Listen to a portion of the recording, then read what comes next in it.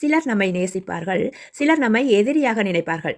நாம் அவர்களுக்காக நல்லது செய்தாலும் கூட அவர்கள் நம்மை எதிரியாக நினைப்பார்கள். இந்த நேரத்தில் நாம் எப்படி நடந்து கொள்வது? இயேசுதான் எங்களுக்கு முன்மாதிரி.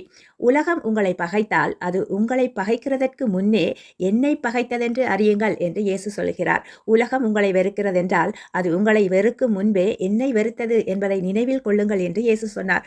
அவரையே மக்கள் வெறுத்தனர். நாம் எம்மாத்திரம்? இயேசுவை துன்புறுத்தியவர்கள், அவரை சிலுவையில் அறைந்தவர்கள் அவருக்கு எதிரிகள். ஆனால் இயேசு சொன்னார், பிதாவே, இவர்கள் செய்யும் காரியத்தை இவர்கள் அறியாதிருப்பதால் அவர்களை மன்னியுங்கள் என்று இயேசு சொல்கிறார்.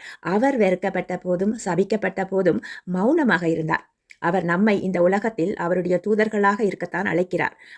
ரோமர் 12:20 அன்றியும் உன் சத்துரு பசியாயிருந்தால் அவனுக்கு போஜனம் கொடு, அவன் தாகமாயிருந்தால் அவனுக்கு பானங்கொடு. நீ இப்படி செய்வதனால் அக்கினி தழலை அவன் தலையின் மேல் குவிப்பாய். தீமைக்கு தீமை செய்யாமல்